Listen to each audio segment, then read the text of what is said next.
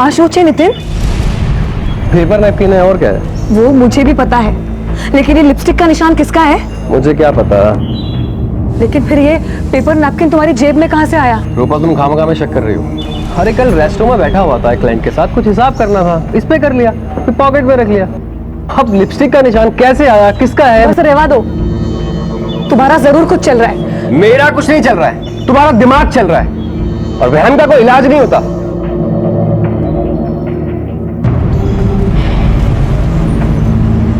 ये देखिए, दूसरी दिखाएंगे ना भैया।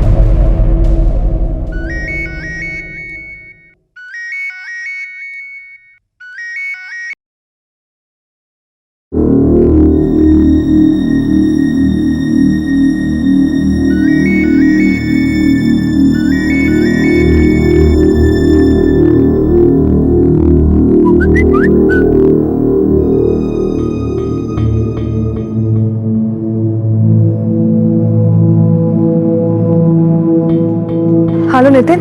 ये क्या नाटक है रूपल? हाँ? पहले खुद ही शक करती हो, फिर ना खाने की धमकी। अरे तुम जानती हो ना, इन दिनों भूखा रहना बच्चे के लिए अच्छा नहीं है। तो फिर तुम फोन क्यों नहीं उठा रहे थे? अरे कस्टमर के साथ था, अब यकीन नहीं आता, फोन दो क्या? बस बस बाबा, और सुनाने की जरूरत नहीं है। वो मैंने सॉरी बोलने के लिए फोन किया था। इट्स ओके, मेरी भी गलती थी। अब ऐसी चीज देखोगी तो रिएक्ट तो करोगी ना। मुझे भी थोड़ा शांति से समझाना चाहिए था, खास करके इन दिनों में जब तुम्हें स्ट्रेस लेने की बिल्कुल जरूरत नहीं है। लेकिन मेरा यकीन करो रूपल, वो लिपस्टिक का निशान कैसे आया मुझे कोई आइडिया नहीं है। नितिन ठीक छे, I believe you. Thanks. Take care, bye.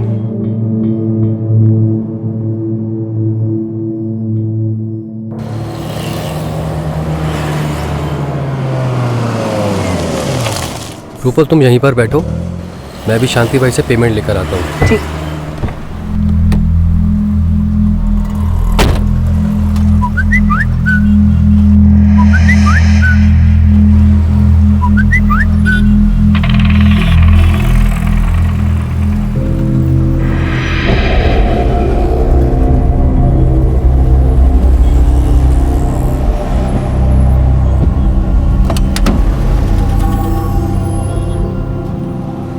ये क्या है नितिन?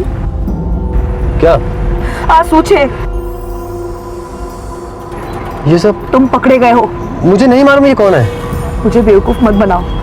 कब से चल रहा है ये सब? रूपल प्लीज तुम हाइपर मत हो, मैं समझाता हूँ ना सब। मुझे कुछ समझना सुनना नहीं है। अरे मेरी प्रेगनेंसी को बस 3 महीने हुआ है और तुमने ये सब। रूपल तुम 1 मिनट फोन दिखाओ, अभी इस नंबर पे कॉल बैक करता हूँ, सब सच सामने आ जाएगा।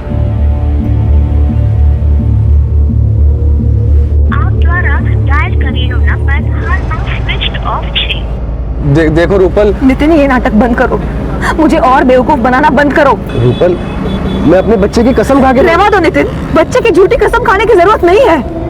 देखो रूपल तुम घर चलो। तुम खामखा में ओवररिएक्ट कर रही हो। नितिन तुम घर चलो।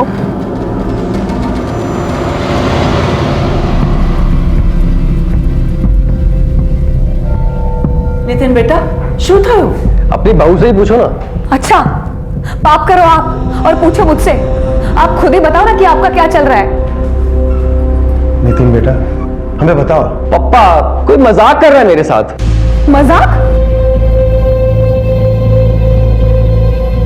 ये देखिए पापा, ये मैसेजेस पढ़िए। ये सब आपको मजाक लगता है? नितिन ये सब क्या है? आप भी रूपल की तरह बेवजह शक कर रहे हैं मुझ पे। शक करने की वजह है मेरे पास। तुम्हारा उस सिमोन के साथ अब भी कुछ चल रहा है। अगर उसे भुला नहीं सकते थे तो क्यों मुझसे शादी की? क्यों मेरी लाइफ बर्बाद की? देखो रूपल मेरा पास्ट मत घसीटो तुम। अरे हाँ था ना मेरा सिमोन के साथ रिश्ता, पर शादी से पहले था, और तुम जानती थी ना सब कुछ।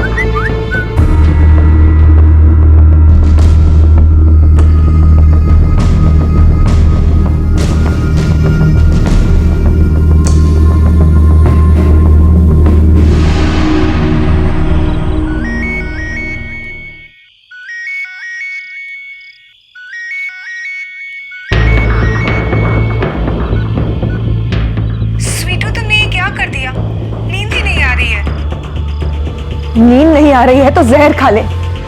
क्यों हमारी शादीशुदा जिंदगी में जहर?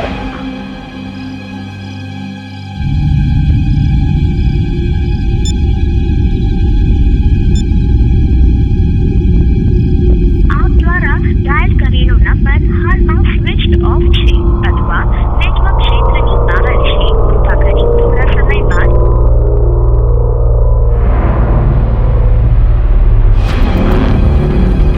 सर पिछले कुछ दिनों से बहुत परेशान हो गया हूँ. पहले 2 अलग अलग नंबर से एसएमएस आए, फिर कल आधी रात को तो फ़ोन भी आया सर. और मैंने हर बार नंबर्स पे कॉल बैक किया है, पर हमेशा फ़ोन स्विच ऑफ ही रहा. इंस्पेक्टर साहब, हमारा हंसता खेलता परिवार बिखरने के कगार पर है. क्या कोई ऐसा है जो आपको मानसिक तौर पर परेशान करना चाहता हो? नहीं सर, ऐसा तो कोई भी नहीं है. Jadeja, yes sir. इनसे सारे कॉल डिटेल ले लो और पता करो कि सारे नंबर किसके नाम पर इशूड है. आपसी विश्वास और भरोसा यूं तो हर रिश्ते की जरूरत होता है, लेकिन पति पत्नी के रिश्ते में यह विश्वास रिश्ते की नींव होता है, जिस पर उनके प्यार और उनके परिवार की इमारत खड़ी होती है. और कोई था जो नितिन और रूपल के इस रिश्ते की नींव को खोदने में लगा था. सच को सामने लाने के लिए नितिन की शिकायत दर्ज करते ही पुलिस हरकत में आ गई और उन्होंने उन सभी नंबर्स को चेक किया जिनसे नितिन को मैसेजेस और कॉल्स आ रहे थे. लेकिन पुलिस की जांच से जिस शख्स का नाम सामने आने वाला था, उसे जानकर नितिन और उसके परिवार के होश उड़ जाने वाले थे. मिस्टर नितिन, आपको जितने भी अननोन नंबर से परेशान किया जा रहा था, वो सारे नंबर आपकी वाइफ रूपल मेहता के नाम पर रजिस्टर्ड है. रूपल? मैं ऐसा क्यों करूंगी? इंस्पेक्टर साहब, आई एम श्योर कि आपको कोई गलतफहमी हुई है. गलतफहमी तो हमें हुई थी कि मुझे हिरास करने वाला कोई बाहर का इंसान था. ये तो तुम ही निकली रूपल. अरे मैं ऐसा क्यों करूंगी? तुम ऐसा इसलिए करोगी क्योंकि तुम मुझसे बदला लेना चाहती हो. अरे सिमोन और मेरा रिश्ता तो मैं कब का भूल चुका हूं, पर तुम्हारे मन में वो अभी भी खटकता है ना. उसी का बदला लेने के लिए किया ना ये सब. नितिन, मैं तुम्हारे बच्चे की माँ बनने वाली हूँ और मैं ऐसा करूंगी तुम सोच भी कैसे सकते हो? एक मिनट, शिमोन कौन है? सर, शादी से पहले सिमोन और मेरा अफेयर था. हमारे अफेयर के बारे में सबको पता था और भले ही नितिन की शादी हो गई है, मगर आज भी मैं उससे उतना ही प्यार करती हूँ. उसको परेशान करने का मैं सोच भी नहीं सकती. शादी ना होने की वजह? मेरे और नितिन के फादर जसवंत अंकल, उन्होंने साड़ियों का बिजनेस शुरू किया था. उनके बीच कुछ झगड़ा हो गया और दोनों फैमिलीज के बीच खटाश इतनी बढ़ गई कि मुझे और नितिन को हमारा रिश्ता खत्म करना पड़ा. आप जा सकती हैं. Thank you. इसका फोन सर्वेलेंस पे डालो और वॉच करो. Yes sir.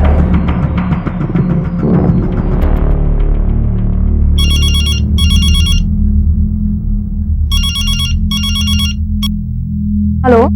हेलो जी, नमस्ते. नमस्ते. कल रात सूरत चलना था. भाई साहब की पार्टी है फार्म हाउस पर. क्या रेट है आपका एक नाइट का? कौन बोल रहा है? नाम क्या है तुम्हारा? अजी, नाम में क्या रखा है, दाम की बात करो ना. Just shut up.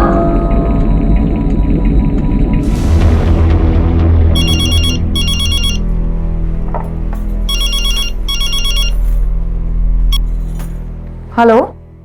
मैडम, आप एक नाइट का कितना चार्ज करती हैं? कौन बोल रहे हो तुम? तुम्हें शर्म नहीं आती किसी को ऐसे परेशान करते हुए? दोबारा फोन मत करना, नहीं तो पुलिस को कंप्लेंट कर दूंगी. पुलिस का धमकी किसको दे रही है? वन नाइट पॉर्न साइट पर अपना नाम, नंबर और फोटोज किसने डाले हैं? भजन करने.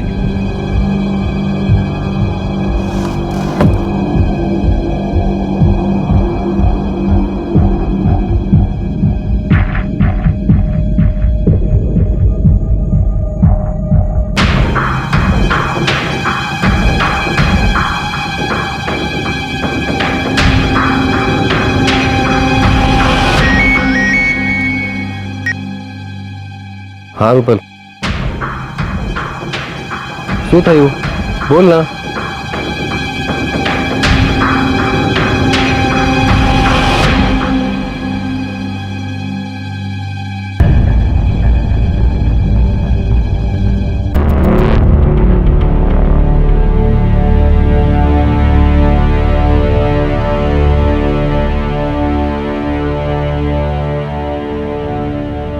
सर, अगर ये बात मेरे पति और परिवार को पता चल गई तो मैं उनको क्या जवाब दूंगी सर? देखिए, आप चिंता मत कीजिए.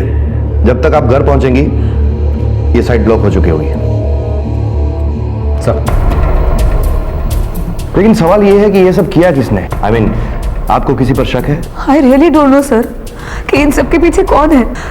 पहले मेरे पति को मैसेजेस और कॉल्स करके कोई लड़की परेशान कर रही थी, फिर जब उनको परेशान करना बंद कर दिया तो सर मेरे साथ ये सब होने लगा। सर मुझे समझ में नहीं आ रहा है कि ये सब कौन कर रहा है और क्यों कर रहा है।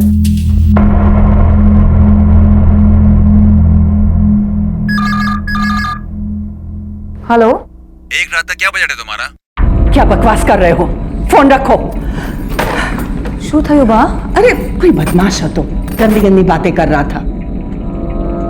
जी मैं रूपल का ससुर बोल रहा हूँ। आप? अच्छा, तो रूपल की डील आप ही करते हो? 2 नाइट के लिए बुक करना था भाई।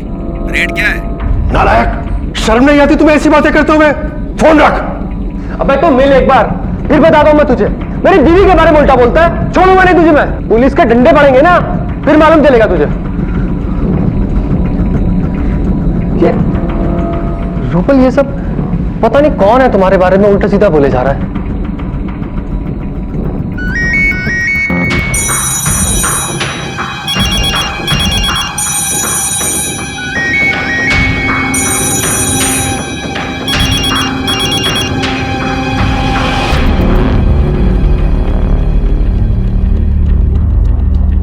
पिछली बार किसी ने रूपल जी के फोटोज के साथ साथ उनका कॉन्टैक्ट नंबर अपलोड किया था पॉर्न साइट पर, जो साइट हम ब्लॉक करवा चुके हैं। लेकिन फिर से किसी ने इनके कॉन्टैक्ट नंबर के साथ साथ आप सभी के कॉन्टैक्ट नंबर्स भी अपलोड किए हैं। हमें तो समझ ही नहीं आ रहा कि ये सब कौन और क्यों कर रहा है। सर इसके बारे में अगर किसी को पता लगा तो छीना मुश्किल हो जाएगा सर।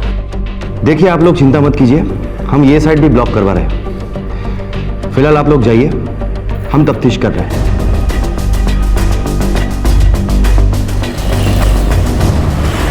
सर वो 2 मोबाइल सेट जिससे रूपल के पिक्चर्स अपलोड किए गए थे, वो शहर के 2 अलग अलग हिस्सों में से लावारिस बरामद हुए हैं और उसके साथ सिम कार्ड भी मिले हुए हैं सर। पता करो वो दोनों सिम कार्ड किसके नंबर पर रजिस्टर्ड है। Yes sir.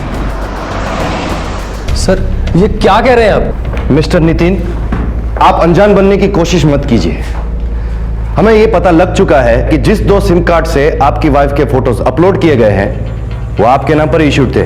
मेरा यकीन मानिए सर, इसमें मेरा कोई हाथ नहीं है। हाँ, जब मुझे मालूम चला कि जिन नंबर से मुझे हैरेस किया जा रहा था वो मेरी वाइफ के नाम से इशू हुए, तब थोड़ा बहुत टेंशन था हमारे बीच में। पर सर वो मेरे होने वाले बच्चे की माँ है, मैं कैसे कर सकता हूँ उनके साथ में ऐसा कुछ? मैं बिल्कुल सच बोल रहा हूँ सर, प्लीज सर मेरा यकीन करिए सर। ठीक है, अभी के लिए आप जा सकते हैं, लेकिन शहर से बाहर मत जाइएगा। ठीक, थैंक यू सर। सर कहीं ऐसा तो नहीं कि ये पति पत्नी एक दूसरे को परेशान करने के लिए ये सब कर रहे हो? शायद रूपल को नितिन के अफेयर का पता चल गया हो और इसलिए वो उसे हैरेस कर रही हो और उसका बदला लेने के लिए नितिन उसे परेशान कर रहा हो सकता है। पता करो कि इस केस में जो भी सिम कार्ड इस्तेमाल किए गए हैं वो कहां से खरीदे गए हैं। शायद वहीं से हमें खरीदने वाले की पहचान का पता चल जाए।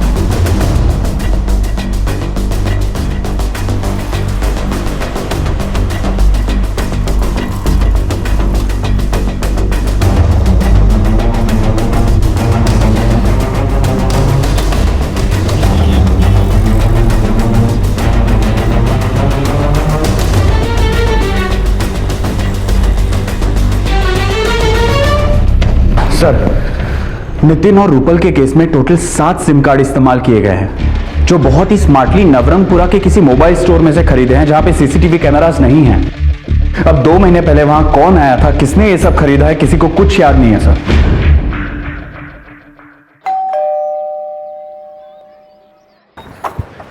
जी तमे कौन? वाह वाह वाह रूपल जी, आप तो फोटो से भी ज्यादा खूबसूरत हो।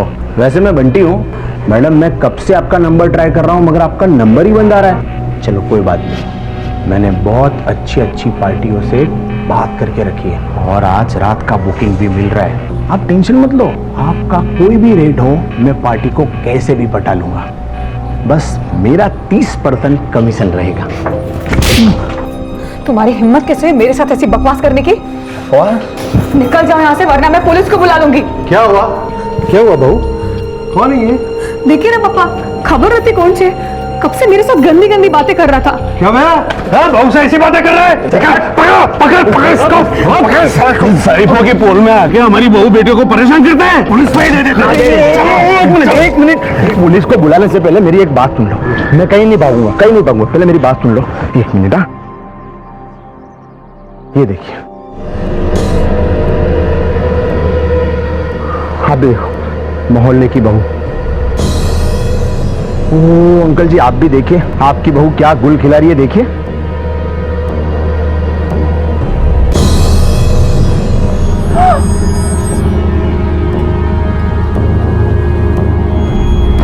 मोहल्ले वाले, ओ ये देखिए दीदी, आप भी देखिए, आप भी देखो, देखो भाई देखो, सब मोहल्ले वाले देखो, आपकी बहू बेटी क्या गुल खिला रही है, देखो। बुलाओ अभी पुलिस को।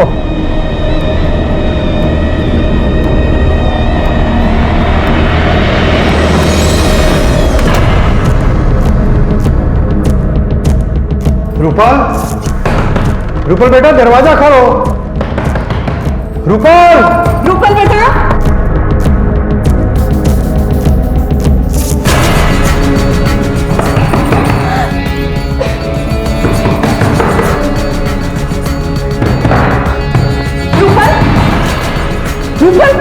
ये क्या कर रही है रूपल? पहली नजर में खुशहाल शादीशुदा जोड़े के बीच गलतफहमी पैदा करने की किसी तीसरे की कोशिश नजर आने वाली यह हरकत अब एक संगीन जुर्म के दायरे में आ चुकी थी। पहले रूपल की तस्वीर और उसका फोन नंबर एक पॉर्न साइट पर अपलोड कर दिया गया और अब देह व्यापार से जुड़े एक दलाल के मोबाइल फोन में रूपल का अश्लील वीडियो मिला था। कौन था वो जो पहले नितिन और अब उसकी पत्नी रूपल को निशाना बना रहा था, और क्यों, किस लिए? शादी से पहले नितिन की प्रेमिका रही सिमोन ने पुलिस को खुद बताया था कि भले ही नितिन की शादी हो गई थी, लेकिन वो अब भी नितिन से प्यार करती थी।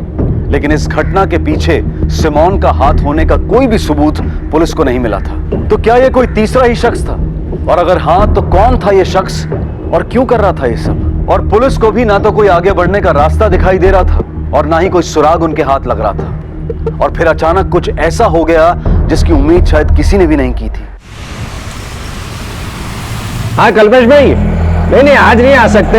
आज तो मैं और सरला अपनी बेटी रूपल की ससुराल आए हैं उससे मिलने के लिए। हाँ ठीक है। लगता है घर में कोई नहीं है। रूपल ने कहा था वो घर पर ही रहेगी। रूपल के सास ससुर गृह प्रवेश के लिए जाने वाले थे। रूपल को फोन कीजिए ना।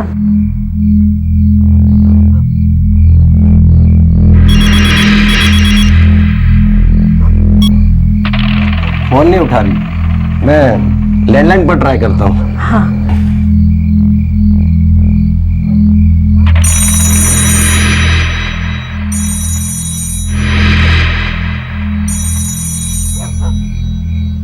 कोई उठा नहीं रहा, लगता है घर में कोई नहीं है। आप एक काम कीजिए, नितिन कुमार को फोन कीजिए।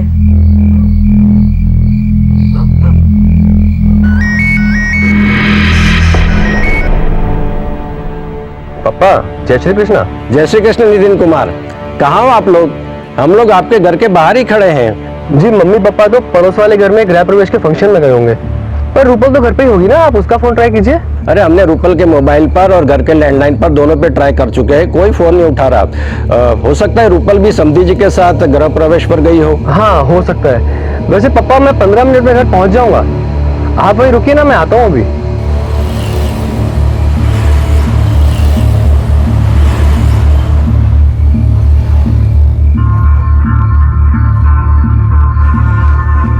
नितिन कुमार कब से खड़े हैं यहाँ पर?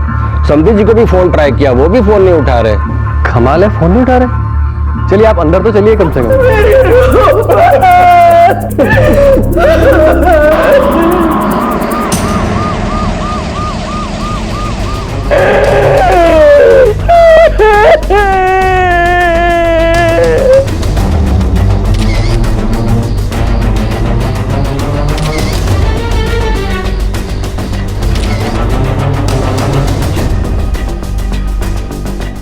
इन तीनों में से सिर्फ रूपल पे मल्टीपल स्टैबिंग की गई है। इसका मतलब कातिल का मेन टारगेट रूपल थी।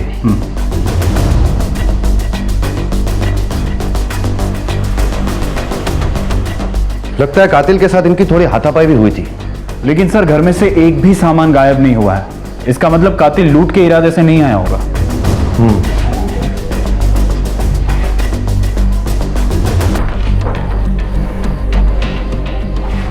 एक काम करो, यहां पर मौजूद हर एक चीज की फॉरेंसिक जांच करवाओ और तीनों विक्टिम्स के साथ साथ घर की लैंडलाइन की कॉल डिटेल्स निकलवाओ और पता करो जिस वक्त ये कत्ल हुए उस वक्त के करीब यहां पर इन लोगों को मिलने के लिए कौन कौन आया था। सर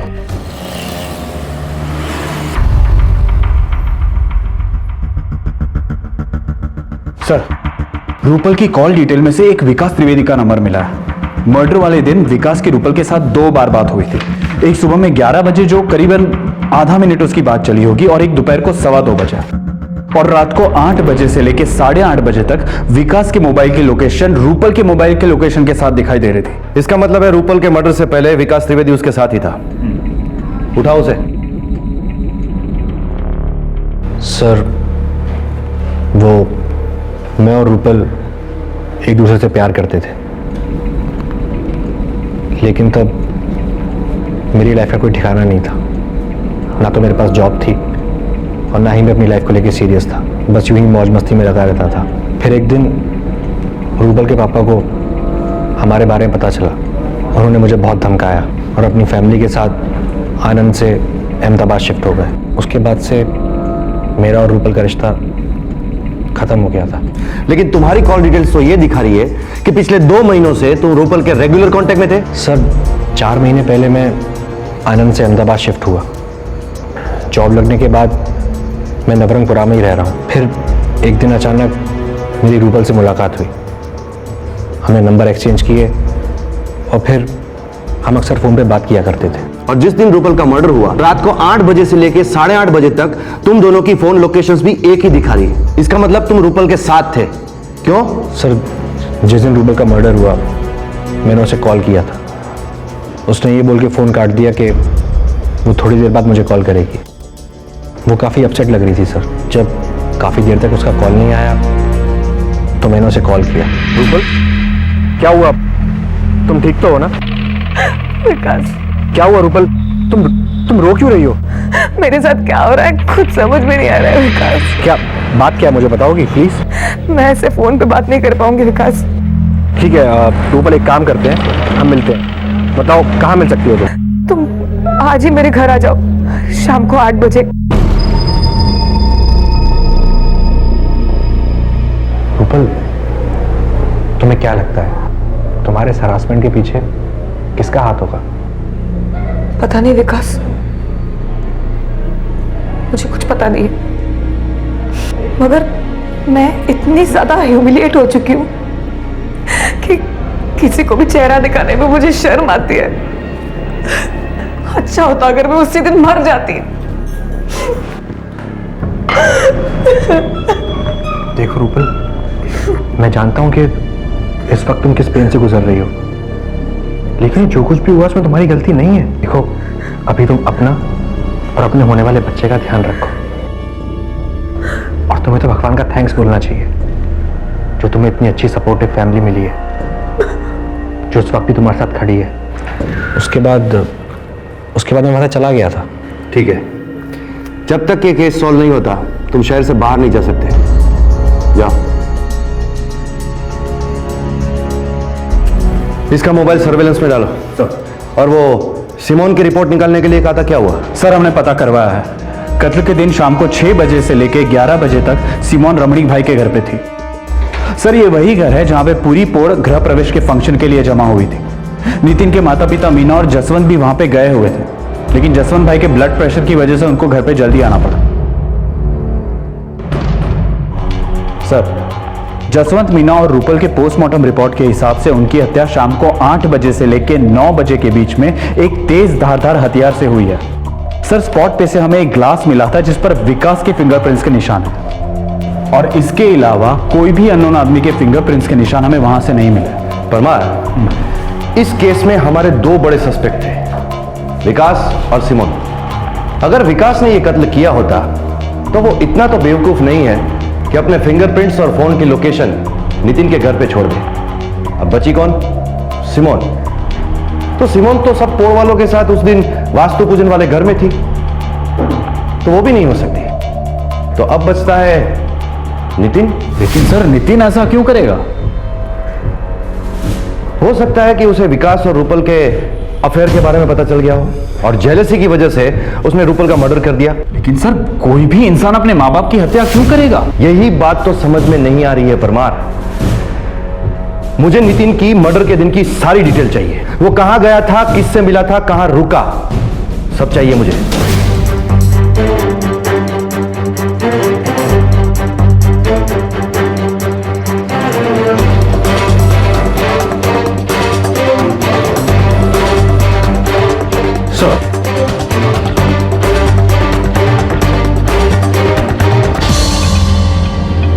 सर एक बहुत ही इंपॉर्टेंट क्लू मिला है।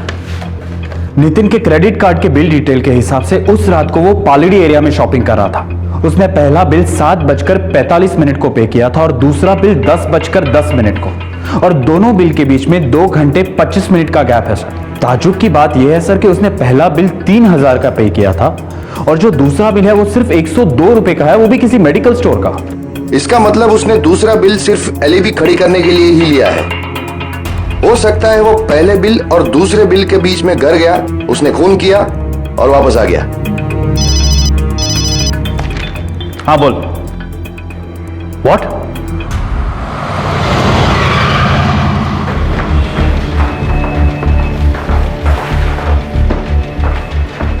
नितिन मेहता की हालत कैसी है? जख्म काफी गहरा है, बहुत बुरी तरह से हमला हुआ है। उनका स्टेटमेंट ले सकते हैं? जी, लेकिन he needs rest, so please don't take too long. Sure.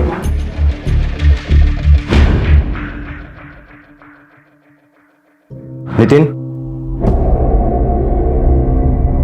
तुम पर हमला किसने किया? विकास ने। उसने मुझे फोन किया था और कहा कि वो मुझसे अकेले में मिलना चाहता है। मेरा स्टाफ 9:30 बजे के बाद आता है, इसलिए मैंने उसे शॉप पर 9 बजे बुलाया। बोलो क्या बात करनी थी तुम्हें? यही कि तेरी बेवकूफी की वजह से ये सब कुछ हुआ है। पहले मैंने तुझे परेशान किया, फिर रूपल को बदनाम किया, ये सोच के कि तू उसे डिवोर्स दे देगा, लेकिन नहीं, तूने मेरे सारे किए कराए पे पानी फेर दिया। रूपल को सब कुछ पता चल गया, इसलिए अपने हाथों से मुझे उसे मारना पड़ा और बीच में आ गए तेरे मम्मी और पापा, उनको भी मार दिया मैंने। और अब विकास तू भी नहीं बचेगा। विकास मेरी बात सुनो। विकास तुम होश में नहीं हो। विकास मैं पूरे होश में हूं। विकास तुम क्या कर रहे हो? विकास मुझे मारकर तुम्हें क्या मिलेगा? विकास बदला, क्योंकि तेरी वजह से रूपल मेरी नहीं हो पाई।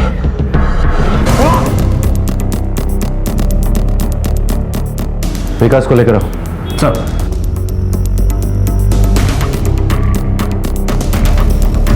सर नितिन झूठ बोल रहा है, मैंने उसे मारने की कोशिश नहीं की थी। तो फिर तुम उसकी दुकान पर क्यों गए थे? सर उसने मुझे बुलाया था, लेकिन नितिन को तो कल तुमने फोन किया था। हाँ सर, लेकिन पहले उसने मुझे मिस्ड कॉल दिया था। हेलो विकास। हाँ जी, कौन? मैं नितिन बोल रहा हूँ, रूपल का हस्बैंड। मैं तुमसे मिलना चाहता हूँ, कुछ काम है, अकेले में। ठीक है, आप बताओ कहाँ मिलना है? कल सुबह मेरी शॉप पर 9 बजे। ठीक है, मैं आ जाऊंगा। 9 बजे मैं उसकी शॉप पे पहुंच गया था। हेलो, कैसे हो? जिंदा हूं और चाहता हूं जैसे तूने रूपल की जान ले ली वैसी मुझे भी मार ली। ये क्या बकवास कर रहे हो? मैंने रूपल को नहीं मारा है। झूठ बोल रहा है साले। हाँ? रूपल से बदला लेने के लिए तूने मेरे माँ बाप के साथ साथ मेरे होने वाले बच्चे को भी खत्म कर दिया। तूने मुझे भी छोड़ दिया, मुझे भी मार डालना।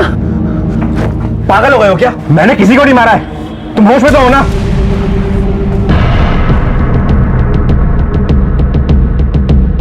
देखो नितिन, मेरी बात सुनो, तुम्हें कोई गलतफहमी हुई है, मैंने किसी को नहीं मारा है। तूने ही सबके जान लिया ना, मुझे भी मार दे। मार मुझे भी। नहीं, पागल हो गए हो क्या? मुझे डाल, मुझे मार। नहीं, अगर यही बात थी तो तुम वहां से भागे क्यों? पुलिस के पास क्यों नहीं आए? सर मैं बहुत घबरा गया था, क्योंकि नितिन और उसकी फैमिली के मर्डर का शक आप लोग ऑलरेडी मुझ पे कर रहे थे, इसलिए मैं घबरा गया और वहां से भाग गया सर। अब पुलिस की शक की सुई सिर्फ 2 नामों पर आकर अटक गई थी, नितिन और विकास इस जुर्म को करने की वजह दोनों के पास मौजूद थी। लेकिन उस हमले की कहानी जो विकास ने पुलिस को सुनाई थी, उसने ये साबित कर दिया कि ये केस खुद पुलिस की सोच से भी कहीं ज्यादा उलझा हुआ था। नितिन या विकास में से कोई एक झूठ बोल रहा था और मुजरिम भी इन दोनों में से ही कोई एक था। लेकिन सबूत और सुरागों की गैर मौजूदगी ने पुलिस के लिए इस केस को पेचीदा बना दिया था। यह कहानी शुरू होती है लगभग 2 महीने पहले, जब नवरंगपुरा के एक एरिया से 7 सिम कार्ड एक साथ खरीदे जाते हैं, जिनसे सबसे पहले नितिन को हैरेस किया जाता है और उसके बाद उसकी पत्नी को बदनाम करके हैरेस किया जाता है। इसमें एक लड़की भी शामिल है जो ये फोन कॉल्स करती थी, लेकिन वो आज तक सामने ही नहीं आई। अगर ये लड़की सिमोन नहीं थी तो कौन थी? क्योंकि रूपल तो अब मर चुकी है। तो अब बचे वो 4 लोग, जिसमें सबसे पहला रूपल का पति नितिन, दूसरा रूपल का प्रेमी विकास, तीसरी सिमोन और चौथी वो अननोन लड़की, अगर वो इस प्लानिंग में शामिल है तो। अब हमें यह पता करना है परमार कि इन चारों की जिंदगी में ये 2 महीने पहले जब प्लानिंग हुआ तब क्या चल रहा था। सबकी पर्सनल डिटेल निकालो, पता करो कि ये लोग कहां जाते थे, किनसे मिलते थे, इनका कनेक्शन किन किन लोगों के साथ था। मुझे सब डिटेल चाहिए। Right sir.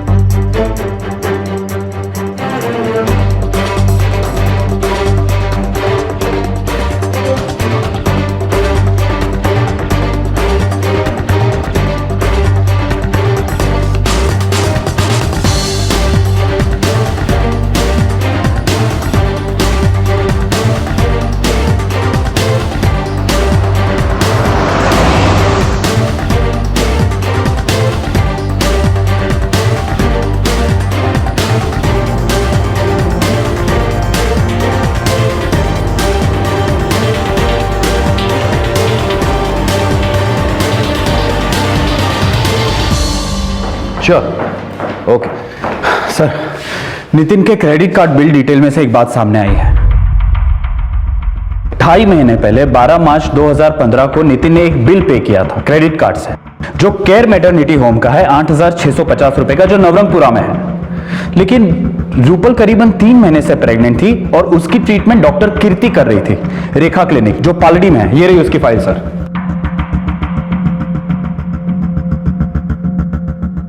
चलो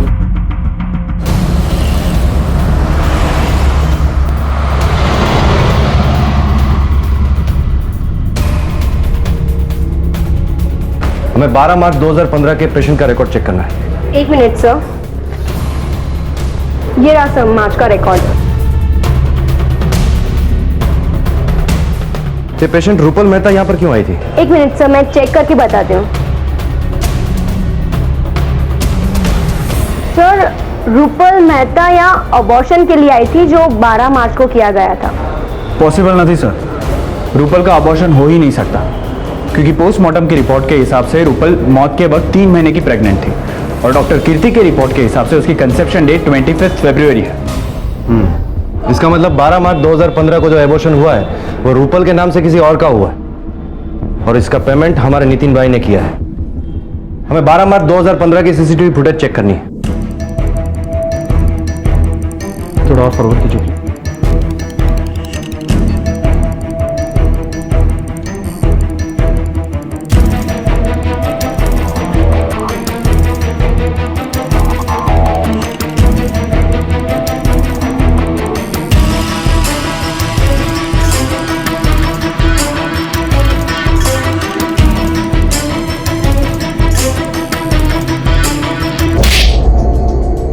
देख, तेरी मासूदा सिमोन सब बयान कर चुकी है। जो भी है सच सच बता, क्यों तुमने अपने परिवार को इतनी बेदर्दी से मौत के घाट उतार दिया? बोल। मैं और सिमोन एक दूसरे से इतना प्यार करते थे, एक दूसरे के बिना एक पल भी नहीं रह सकते थे। मेरे घर वालों ने मेरी मर्जी के खिलाफ मेरी शादी रूपल से तय कर दी। रूपल ने आते ही मेरे मम्मी पापा का दिल जीत लिया और दूसरी तरफ मेरे और सिमोन के रिश्ते बने रहे। हमने एक प्लान बनाया कि हम रूपल को इतना परेशान कर देंगे जो बदनामी से तंग आकर खुद ही सुसाइड कर ले, जिसके लिए हमने नवरंगपुरा से मेरे और रूपल के आईडी से नए सिम खरीदे। हमने ऐसी शॉप चुनी जहां सीसीटीवी कैमरास नहीं थे। उसके 1 महीने बाद हमने अपना प्लान शुरू किया। सिमोन ने मुझे उन नंबर से एसएमएस और फोन कॉल्स करने शुरू किए। स्वीटू तुमने ये क्या कर दिया? नींद ही नहीं आ रही है। नींद नहीं आ रही है तो जहर खा ले। मुझे पता था बात जब घर तक पहुंचेगी तो रूपल के पास सुसाइड करने के अलावा कोई चारा नहीं बचेगा। हमारा प्लान कामयाब हो रहा था, लेकिन एंड मौके पर मम्मी पापा ने रूपल को सुसाइड करने से बचा लिया। अब हमारे पास ज़्यादा वक्त नहीं था, क्योंकि सिमोन के घर वाले उसको शादी करने के लिए दबाव डाल रहे थे। रूपल को मारने के अलावा कोई चारा नहीं बचा था। हमने रूपल के मर्डर की प्लानिंग की और जानबूझ करके वो दिन चुना जब मेरे घर वाले और आसपास के लोग गृह प्रवेश के फंक्शन में गए थे। हम दोनों पर किसी को कोई शक ना हो, इसलिए सिमोन भी 6 बजे से रात 11 बजे तक गृह प्रवेश के फंक्शन में ही थी और मैं मार्केट में शॉपिंग कर रहा था।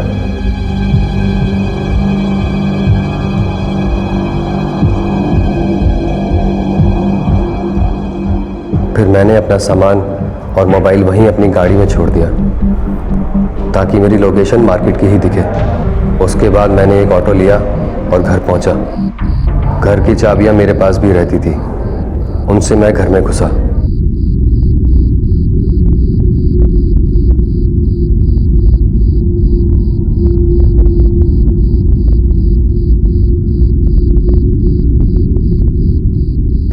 अरे नितिन, तुमने तो मुझे डरा ही दिया। तुम तो देर से आने वाले थे ना।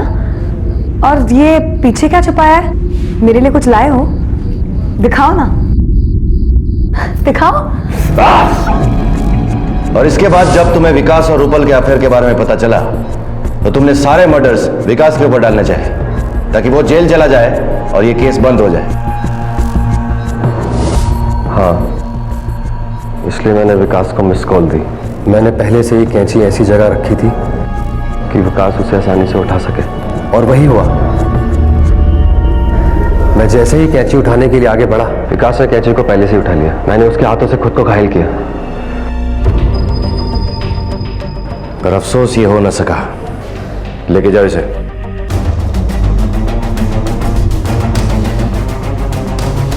नितिन और सिमोन की दलील थी कि उन्होंने जो कुछ भी किया वो अपने प्यार को पाने के लिए किया, लेकिन हत्या, धोखा, झूठ और फरेब का प्यार जैसी पवित्र भावना से कोई भी रिश्ता आखिर कैसे हो सकता है? नितिन और सिमोन ने जो किया उसकी वजह उनका प्यार नहीं बल्कि उनकी गलत सोच और विकृत मानसिकता थी, जिसका खामियाजा 3 बेगुनाहों और एक बच्चे को भुगतना पड़ा जिसने अब तक इस दुनिया में कदम भी नहीं रखा था।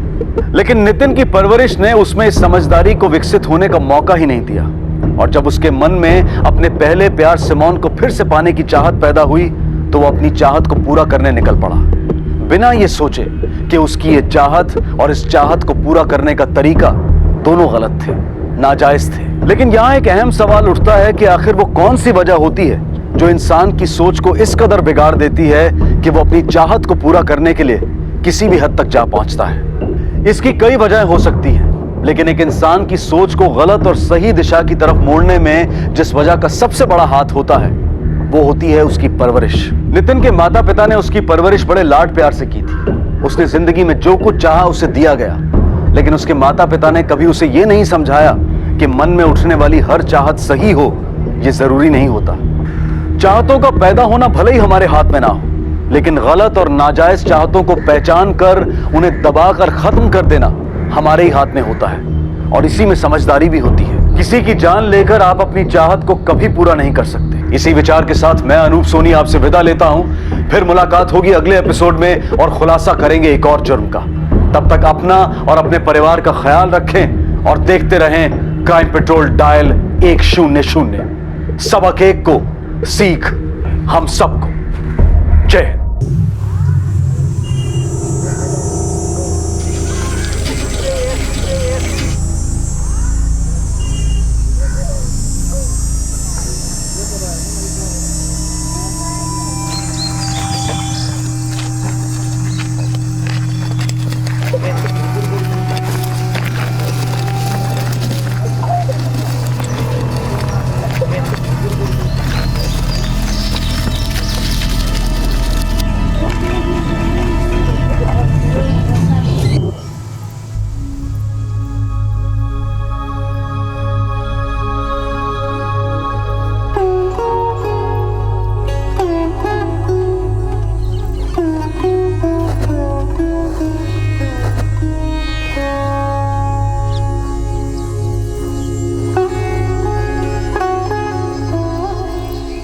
बहुत अंधेरा है ना अंदर, पर तू चिंता मत कर, मैं हूँ थारे साथ।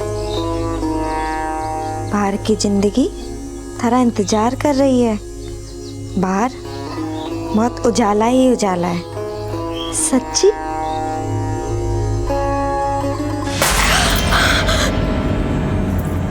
कौन है? कौन है वहां पर?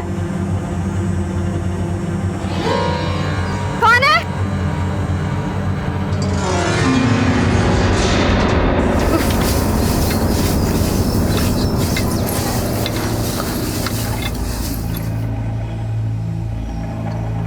वाह वाह, फूटा दर्पण में मारी कहीं फूटो नसीब देख रही है कहीं, काम काज को नहीं करनी हो कहीं। आज सूरज देवता सर पे चढ़े हुए हैं और थारे घर वाले की भूख भी कलेजे मारे चढ़ रही होगी, जब इन्हें खाना दे रहा। और जन्मे की ममता में जीते जागतों को फर्ज मत भूल। गृहस्थी की बेड़ियों में पांव तक कितना भी भारी हो चलनो पड़े है वो, पर ना इन्हें तो उड़ान भरनी है। वंश परंपरा तो जाए भाड़ में।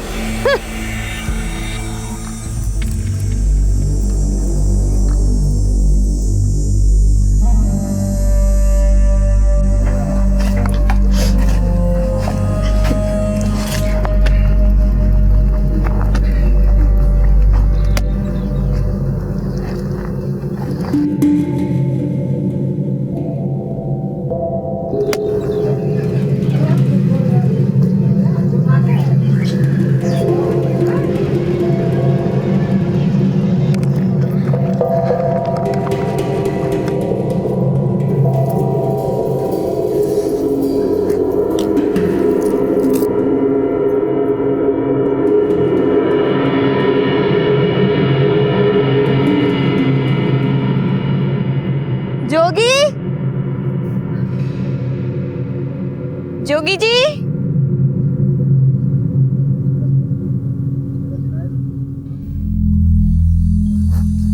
जोगी,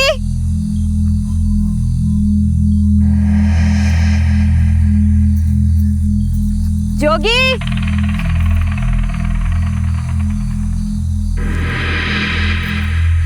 जोगी,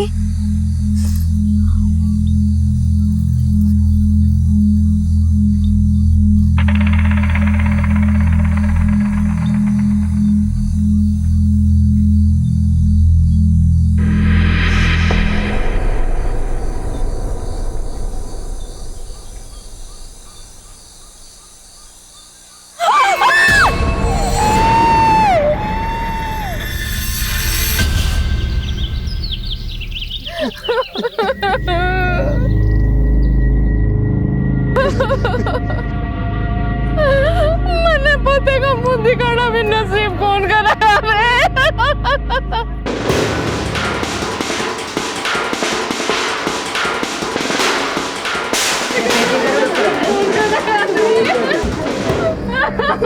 हटिए हटिए पीछे हटिए, चलिए हटिए पीछे, पीछे हो जाओ, पीछे होइए आप।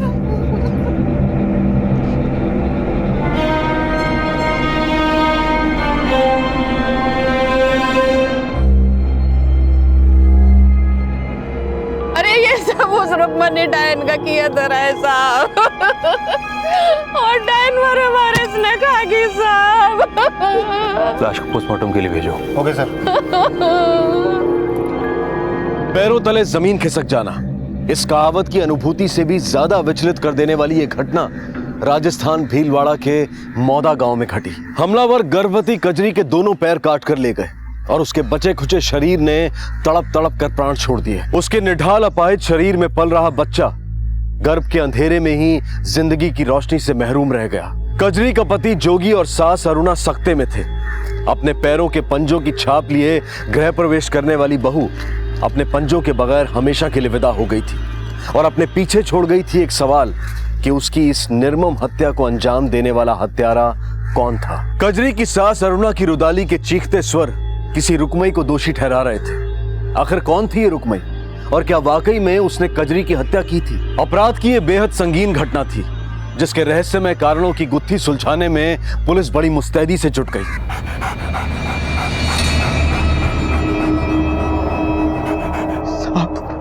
साहब जब मैं कजरी ने ढूंढते ढूंढते यहाँ आयो साहब, तुम्हारी कजरी यहाँ तड़प रही थी साहब। ढूंढता आया मतलब? वो तो खाना देने आई थी ना तुझे। नहीं साहब, मैं तो यहाँ था ही नहीं। मैं तो पास वाले गांव में खाद लेने गया था साहब। हमने सोचा साहब अब ऐसी हालत में उसका यहाँ आना ठीक नहीं है, तो वापसी में मैं खुद ही खाना खा के आ जाऊँ। लेकिन जब मैं घर पहुंचा साहब,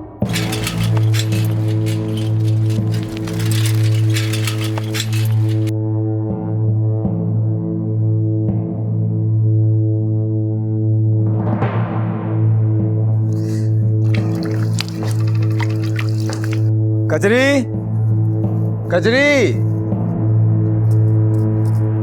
अरे जोगी तू क्या हो?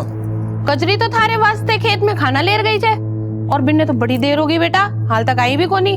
पर तू अन्नी ने कहीं कर रहे हो? मैं तो बाजार गयो तो सोचो वापसी में खाना खाते हुए चलो।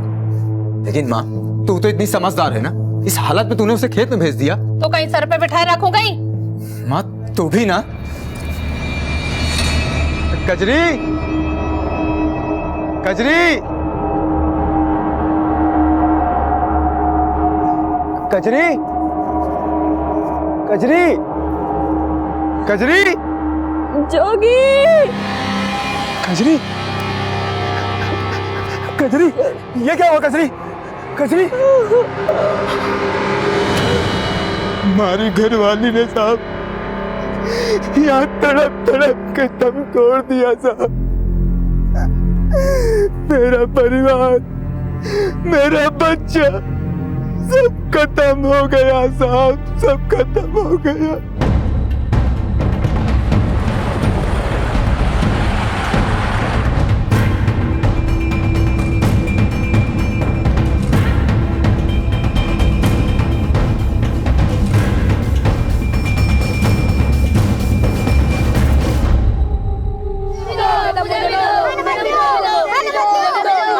हटो बच्चों, हटो हटो, क्या हो रहा है? दही नहीं खा जाएगी सबको। इधर दही नहीं, इधर। क्या नाम है तुम्हारा? रुकमई साहब।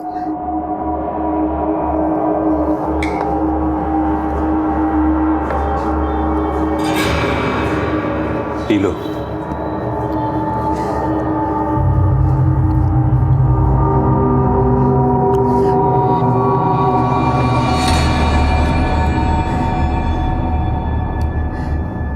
साहब, मैं सच कहूं साहब, मैंने कजरी को कोनी मारे हो साहब। लेकिन गांव वाले कहते हैं सिर्फ कजरी ही नहीं, तुमने गांव के और भी नवजात शिशुओं को मारा है।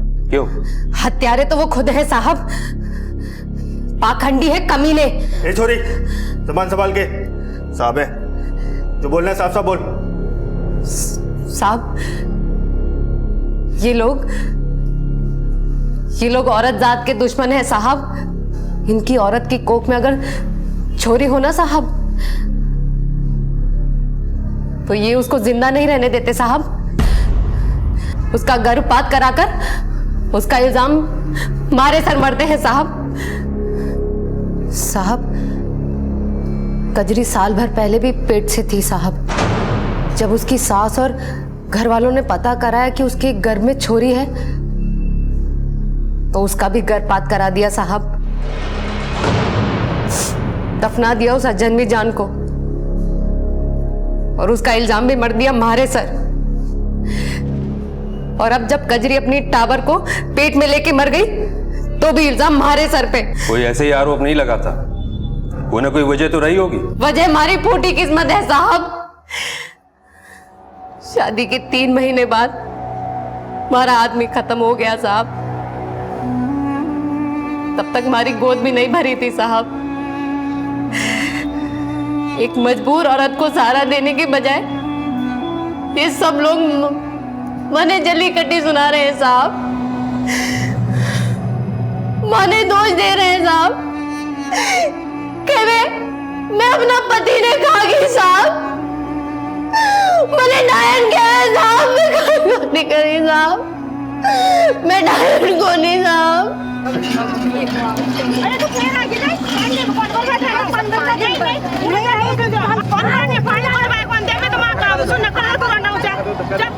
पहले ये लोग मुझे अभागन बोलते, मेरे साय से भी दूर भागते,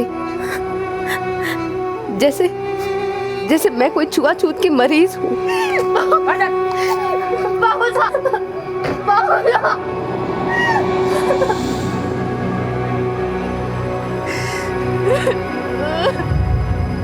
और फिर अपने पाप को मेरे सर मरने के लिए मुझे डायन बना दिया साहब।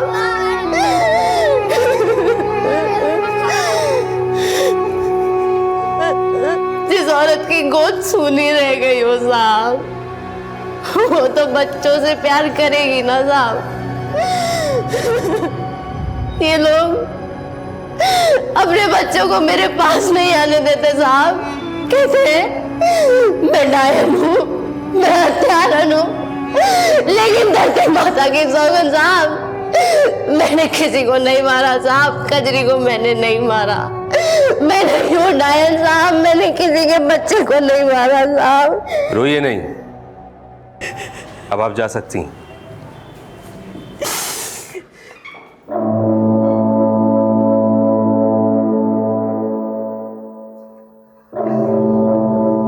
योगेंद्र, इस रुक्मणी पर नजर रखो और पता करो कि आसपास ऐसे कितने हॉस्पिटल्स, क्लिनिक्स और नर्सिंग होम हैं जहां पर इलीगल तरीके से सेक्स डिटर्मिनेशन टेस्ट होते हैं। और हाँ, कजरी का भी ऐसा कोई टेस्ट हुआ तो पता करो।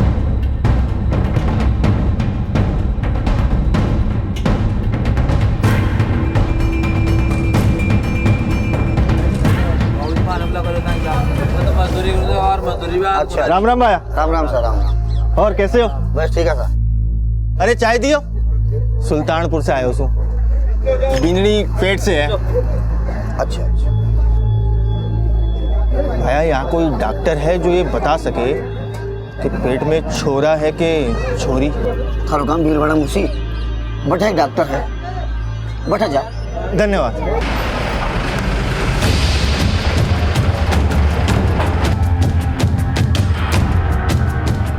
डॉक्टर, ओ भाई चलो, हमें आपकी क्लिनिक की तलाशी लेनी है। लेकिन क्यों? सर्च वारंट है हमारे पास। लेकिन सर आप मुझे बताएंगे सर हुआ क्या है? अभी सब पता चल जाएगा। सर, आपको कोई गलतफहमी हुई होगी। सर, उसमें पेशेंट्स की फाइल्स हैं। सर, यहाँ पे पेशेंट्स की। ये देखिए। ले चलो इन्हें साथ में। चलिए डॉक्टर साहब। लेकिन हुआ क्या है? अभी सब पता चलेगा, आइए साथ। अरे आप बताएंगे नहीं क्या?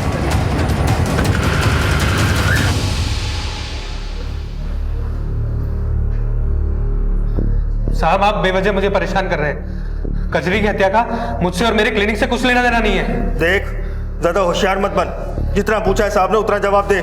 इसके खिलाफ चार्जशीट तैयार करो। ये अपनी क्लिनिक में गैर कानूनी तरीके से सेक्स डिटर्मिनेशन टेस्ट करता है। बोलेगा या करूं तेरे खिलाफ केस फाइल? साहब, बताता हूँ। वो पिछले साल कजरी का अबॉर्शन मैंने ही किया था और फिर 2 महीने पहले उसका पति और उसकी सास दोनों मेरे क्लिनिक आए थे उसका अबॉर्शन फिर से करवाने।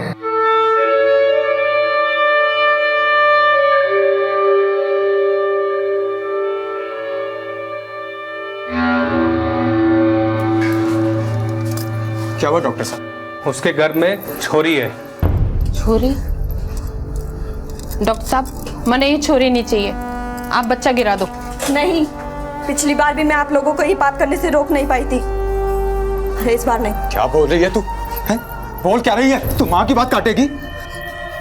डॉक्टर साहब, मुझे ये बच्चा नहीं चाहिए। मैं अपनी बेटी को जन्म जरूर दूंगी, नहीं करवाना मुझे गर्भपात। देख कजरी, मेरी बात सुन। मेरी बात सुन। अच्छा किया तुमने जो सच बता दिया, लेकिन जो क्राइम तुमने किया है उसकी सजा तुम्हें जरूर मिलेगी। सर, गाँव वालों से पूछताछ में एक बात सामने आई है कि कजरी की हत्या से पहले उसका पति अक्सर उसे पीटा करता था और उसकी सास भी उसे पसंद नहीं करती थी।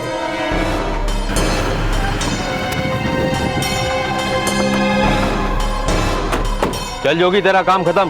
कहाँ हो साहब? अम्मा को पकड़ो अंदर से। कहाँ हो साहब? अरे मैडम, हुआ क्या मैडम? चलो चलो बैठो।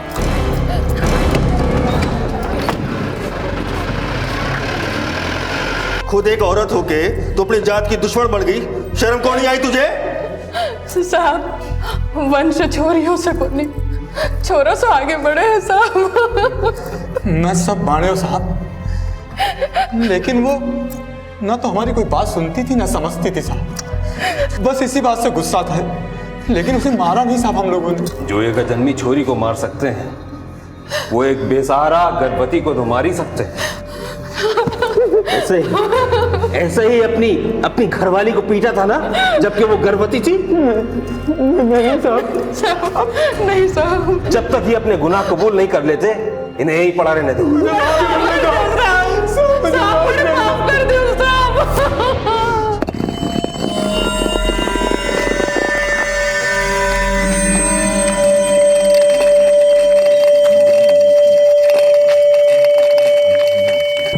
बस बेटा बस, इधर ही उतार। तू जार बलि का जानवर ले रहा, बलि का जानवर बिना संकल्प पूरा को नहीं हो। ठीक है माँ, जा बैठे पूजा कर। मैं जानवर लेके आ रहे हूँ। हाँ।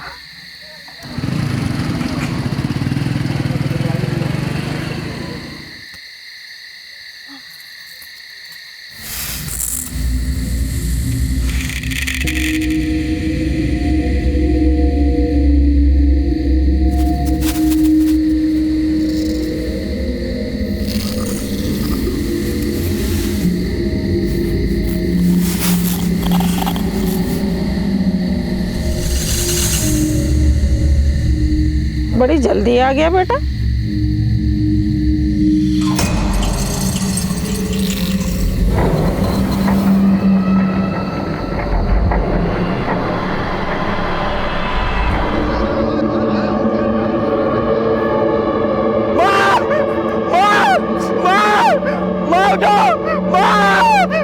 क्या हो गया? अपने कुल देवता को प्रसन्न करने के अंधविश्वास में जानवर की बलि चढ़ाने आई बूढ़ी अम्मा को खुद किसी ने मौत की बलि चढ़ा दिया। देवस्थान कहा जाने वाला ये वीराना एक भयानक मंजर का प्रतीक बनकर रह गया। खून के धब्बे, कटी फटी लाश और चील कौओं की ललचाई चीखें गांव वालों के अंदर कपकपी पैदा कर रही थी। लेकिन वहां कुछ ऐसे नासमझ भी थे जो इस हत्या को अपने खोखले अंदाजे लगाकर नरबली जैसी भ्रांतियां फैला रहे थे। पुलिस जब घटनास्थल पर पहुंची तो उन्हें बूढ़ी अम्मा और कजरी की हत्याओं में समानताएं दिखाई दी। हत्यारे दोनों ही पीड़ितों की टांगे काट कर ले गए थे। क्या पुलिस को यहाँ कोई ऐसा सुराग मिलेगा जो उन्हें अपराधियों तक ले जाए? लाश को पोस्टमार्टम के लिए भेजो।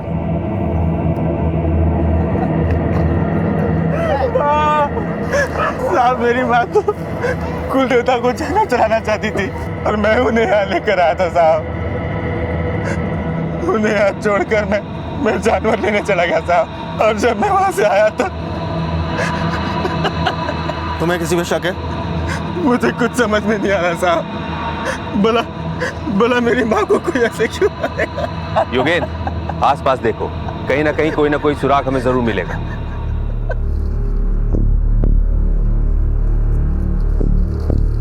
योगेन, ये टायर के निशान देख रहे हो? हाँ सर। लगता है हमलावर जंगल के रास्ते से आए थे। ये बाइक की टायर का निशान तुम्हारा है? नहीं साहब, मैं तो कच्चे रास्ते से आया था। इसकी फोटो खींचो। सर बुढ़ी अम्मा की पोस्टमार्टम रिपोर्ट आ गई है। सर, मौत का कारण है एक्सेसिव ब्लीडिंग, ज्यादा खून बहने की वजह से मौत। गजरे की मौत भी इसी वजह से हुई थी और दोनों ही विक्टिम्स के पांव काटे गए थे। सर, आपका मतलब है दोनों का हत्यारा एक ही है? शायद। लेकिन सर, हत्यारे को औरतों के पांव काट के मिलेगा क्या? यही तो पता लगाना है कि उंगली मार डाकू के बाद ऐसा कौन सा आदमखोर पैदा हो गया है जिसे औरतों की उंगलियों में नहीं बल्कि पंजों में दिलचस्पी है। सर, गिन्ना गांव में औरतों के पंजे काटने वाली एक रिपोर्ट सामने आई है। सर, मुझे लगता है ये कोई बहुत बड़ा गिरोह है और अगर ये जल्दी नहीं पकड़ा गया तो काफी लोग इसका शिकार बन सकते हैं। ठीक है, चलो गिरना गांव चलते। योगेंद्र, फिलहाल इन्हें छोड़ दो। इनसे कहना ये गांव से बाहर नहीं जाए और डेली थाने में आके हाजिरी लगा दे।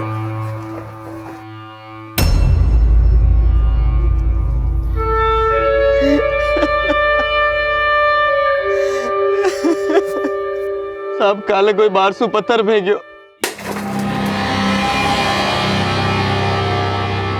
कौन है?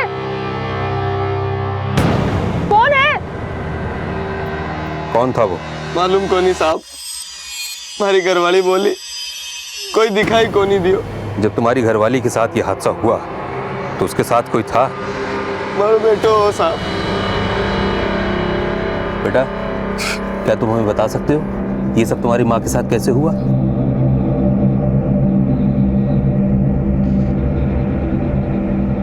दुखी, तू बकरियानु ध्यान रख जो, मैं आई जरा ईंधन की लकड़ियां लेके। ठीक है माँ।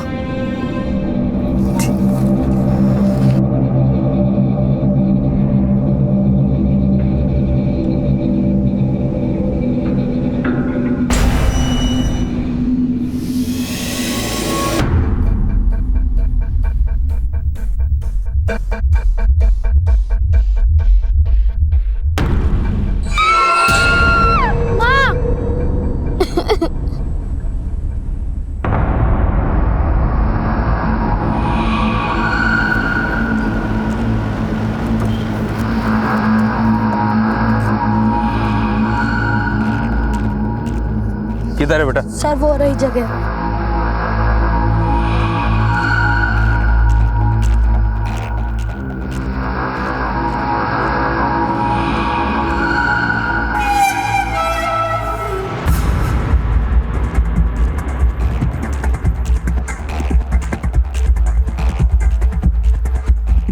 योगेंद्र, ये मुझे बाइक के टायर्स के मार्क्स लग रहे हैं, इनके फोटोग्राफ्स करो।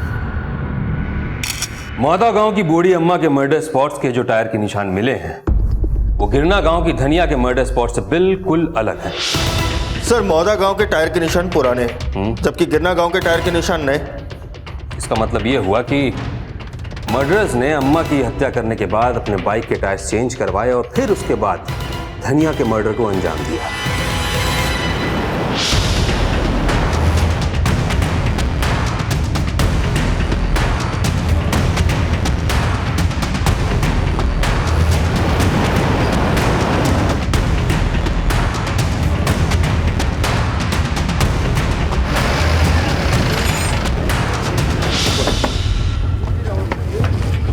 सुनो, क्या तुम्हारे पास दो लड़के आए थे बाइक के टायर ट्यूब्स चेंज करवाने?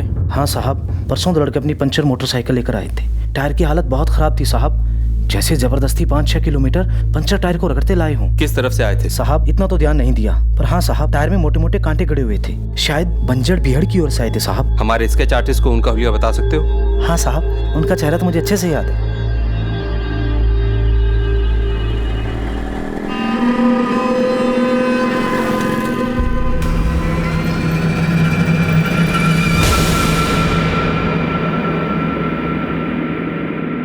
जल्दी जल्दी खाना बांध दे, आज फिर देर हो गई है। अजी खाना तो कद का तैयार है। और सुनो, हाँ। दफ्तर से आज थोड़ा जल्दी आ जाना। ठीक है हमारी लड्डू। ये माँ क्यों न जगी अभी तक? रात को दवाई लेकर सोई थी, हो सकता है नींद के नशे में सोई हुई हो। पर अब तो सवेरा हो गया, जगा के चाय नाश्ता करा दे। मैं जाऊं के देखती हूँ। माँ जी, ओ माँ जी, माँ जी, माँ जी!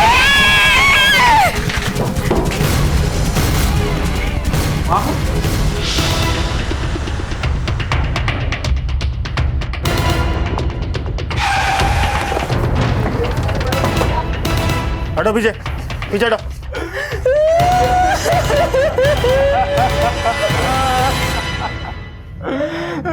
ये सब कैसे हुआ? मेरी माँ को कमरा खोलकर सोने की आदत थी, बंद कमरे में दम घुटता था उनका, हमें क्या पता था।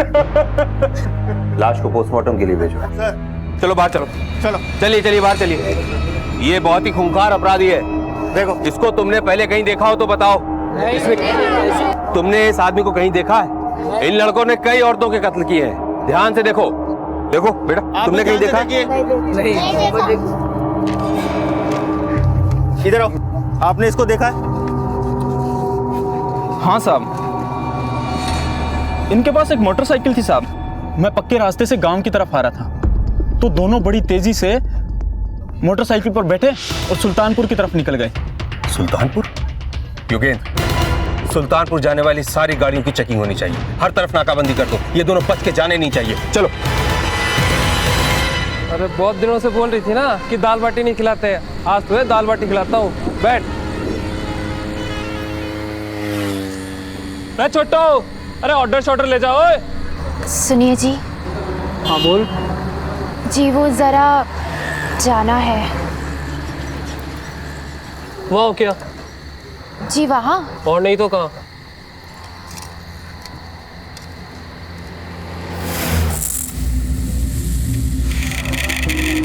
सुनिए जी।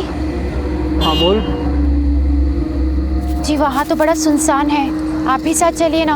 अरे थारे साथ 7 जन्म जीने मरने की कसमें खाई है, इसका मतलब यह तो नहीं है कि जहाँ भी जाएगी मैंने साथ लेके जाएगी। जा जा जल्दी जा। हो क्या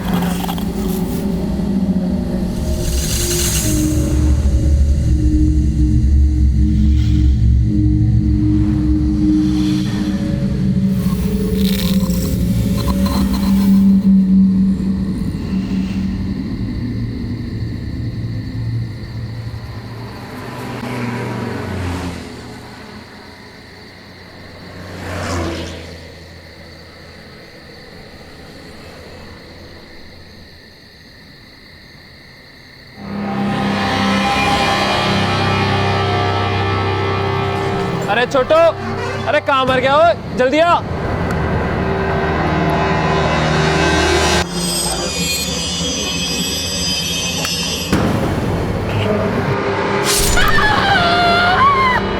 कालिंदी,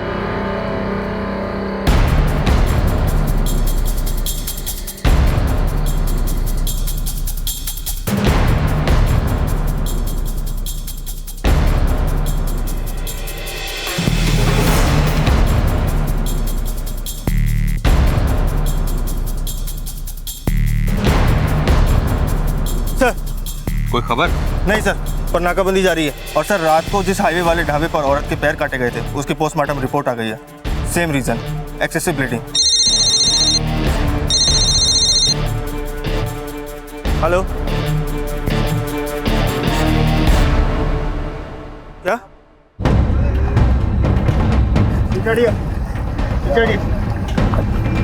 साहब मैंने ही फोन किया था आपको। सर कटे पैरों का डीएनए टेस्ट हो गया है। कजरी, धनिया, गुड्डिया मोया समेत जितने भी विक्टिम्स थे सभी के डीएनए टेस्ट मैच हो गए और वो कटे पैरों के हिस्से उन्हीं के थे सर। Any other information? एक बात और सामने आई है, जितने भी विक्टिम्स के पैर कटे थे उनके पैरों में चांदी के कड़े थे और बुड्ढी अम्मा के पैरों में तो आधा किलो के कड़े थे सर। इसका मतलब ये हुआ कि उन हमलावरों ने उन औरतों के पांव को सिर्फ इसलिए काटा क्योंकि उन्होंने उसमें चांदी के कड़े पहने हुए थे। Come with me. ये रहा भिलवाड़ा, राइट? मौदा, वर्दी, गिरना, जसदा और सुल्तानपुर, इन्हीं इलाकों के बीच में सारी वारदात हो रही है, isn't it? हमने यहां हर जगह नाकाबंदी कर रखी है, लेकिन फिर भी वो हमलावर हमारी गिरफ्त में नहीं आ पाए हैं। ये यहीं रह के ऑपरेट कर रहे हैं। योगेंद्र, वो चांदी बेचते हैं। समझ गया सर। इन इलाकों में जितनी भी गहनों की दुकानें हैं सब जगह तहकीकात करते हैं। औरतों के पैर काटकर उन्हें जान से मार देने की एक के बाद एक घटती वारदातों ने पुलिस की जांच के सारे समीकरण बदल दिए। कजरी की हत्या के बाद गैर कानूनी लिंग परीक्षण और भ्रूण हत्या से जुड़े संगीन आपराधिक मामले सामने तो आए, लेकिन इन सभी हत्याओं का जो असली कारण सामने आया उसने सबके रोंगटे खड़े कर दिए। औरतों के पैरों के चांदी के कड़े चुराने के लिए यह गिरोह औरतों के पैर काट कर ले जाता था। औरतों के पैरों में चांदी के कड़े, राजस्थान का यह परंपरागत श्रृंगार का सामान इंसानी हाड़ मांस से ज्यादा कीमती हो गया। कजरी, बूढ़ी अम्मा और धनिया समेत न जाने कितनी मासूम औरतें चांदी पहनने की कीमत अपनी जान देकर चुका गई। इन निर्मम हत्याओं के सिलसिले को रोक पाना पुलिस के बस के बाहर होता जा रहा था, लेकिन फिर भी उन्होंने इस गिरोह तक पहुंचने में कोई कमी नहीं छोड़ी। पर क्या उनकी ये कोशिशें इस गिरोह का पर्दाफाश कर पाएंगी?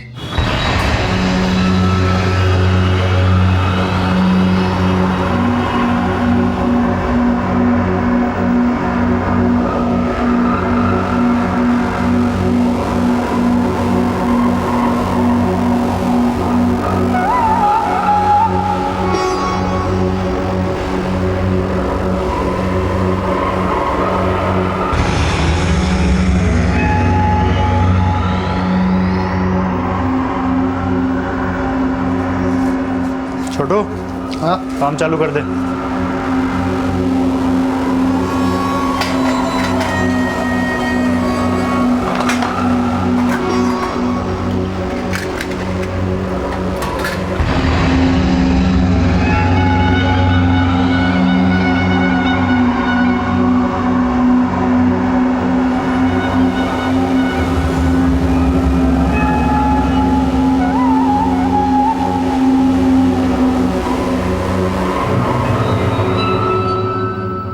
पूरा इलाका छान मारो। समझ में आया तुम्हें?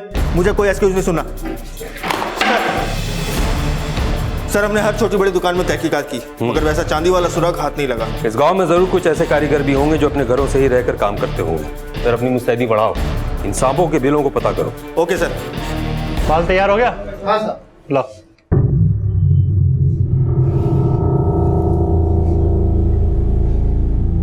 हींग लागे ना फिटकरी और रंग भी आवे चोखा।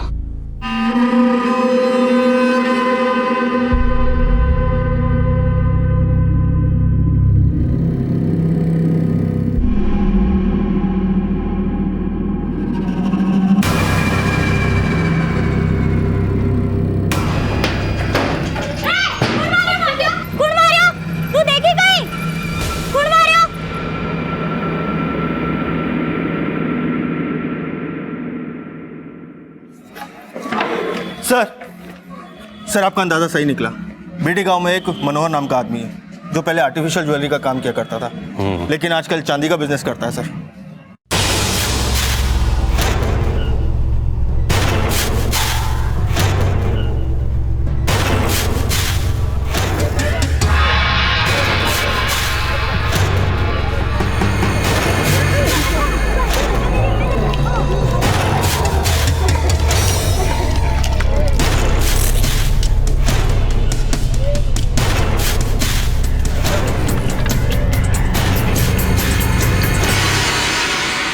अरे रोटी पानी बनाती रहोगी कि खाने को भी दोगी? अरे थारे वास्ते ही रोटी बना रही हूँ, आजा बैठ जा।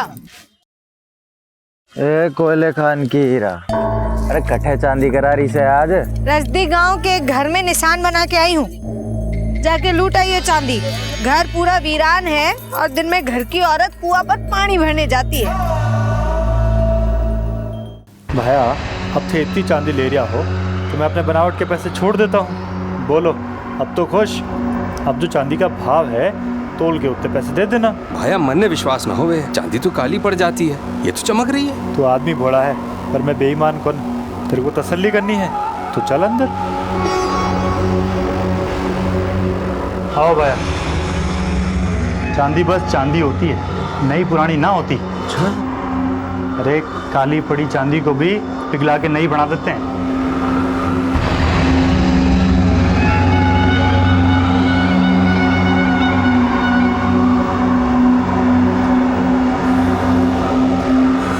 क्यों भाया, अब हुई तसल्ली? तसल्ली तो हमें तब होगी जब तुम ये बताओगे कि ये चांदी तुम्हें देता कौन है।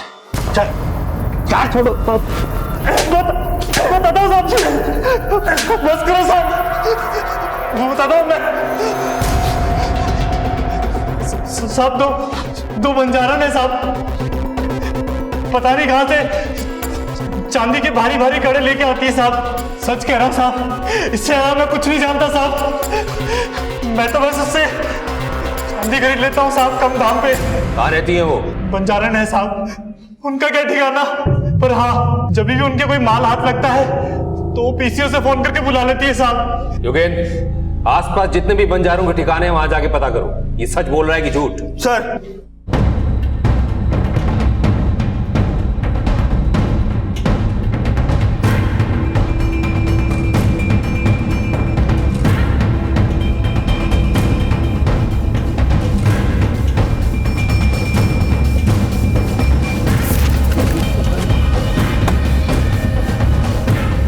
अंदर जाके चेक करो, जाओ तुम ही जाओ।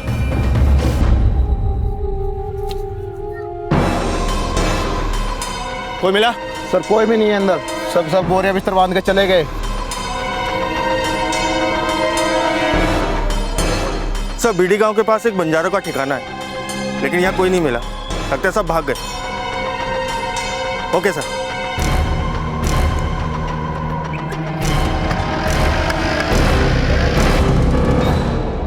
योगेंद्र सर इधर आओ, ये देख रहे हो रेड मार्क्स? हाँ सर, लेकिन आप कहना क्या चाहते हैं सर? वो मनोहर जिन बंजारों की बात कर रहा था, उनके हुलिया के स्केच बन गए? हाँ सर, मैं लेके आता हूँ। जल्दी करो।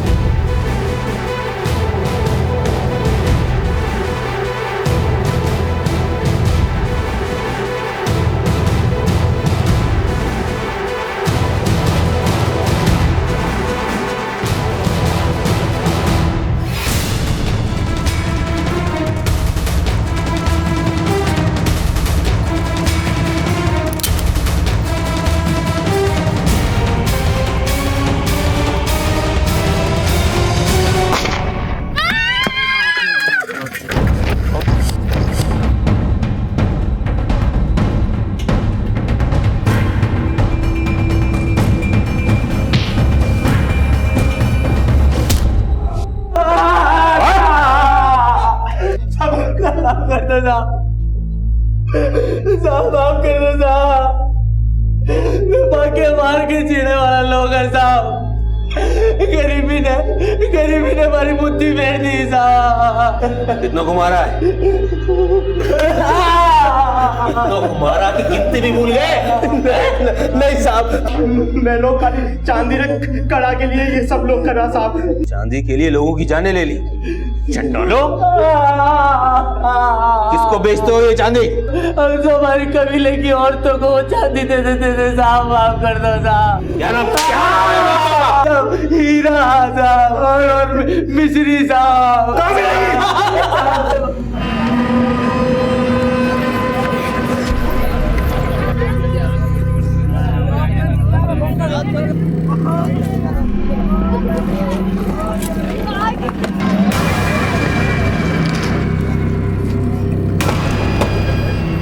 हटो पीछे, चलो सब साइड में जाओ, इधर आओ, लाइन से खड़े हो। देखो, हमें सिर्फ हीरा, मिश्री और सेफ्टी से मतलब है। उन तीनों को हमारे हवाले कर दो, हम तुम्हें छोड़ देंगे। ये देखो, इनको कहीं देखा है? देखो है? सब साइड में हो। ये लोग मुंह क्यों ढके? हटाओ सबका।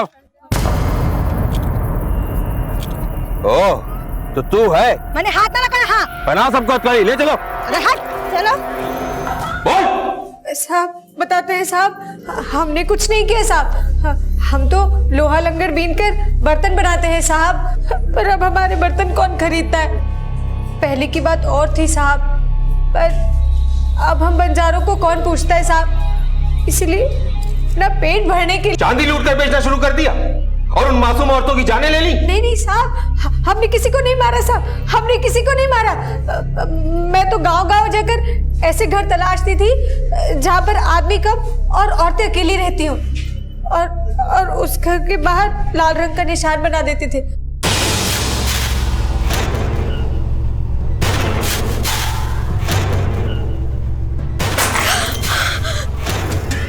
कौन है?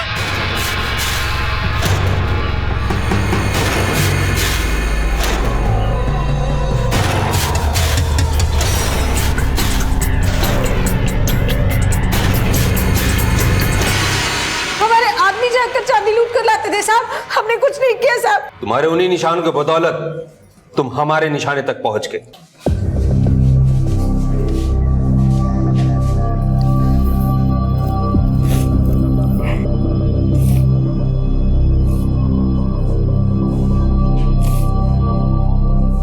एक जगह से दूसरी जगह पलायन करने वाले बंजारों के रेले में मौत के कुछ ऐसे सौदागर थे जिन्होंने कुछ स्थानीय आवासियों को जिंदगी के अंतिम पलायन की ओर भेज दिया, जहां से वो कभी लौट कर नहीं आ सकते। सभी अपराधियों को उनके अपराध के अनुसार सजा सुनाई गई, जो कुछ भटके हुओं को समय रहते सुधर जाने की सीख देती है, और आम इंसान को भी, कि वो इन अपराधियों का निशाना बनने से पहले ही सतर्क हो जाए। अब मैं अनूप सोनी आपसे विदा लेता हूं, फिर मुलाकात होगी अगले एपिसोड में एक और चौंका देने वाले केस के साथ।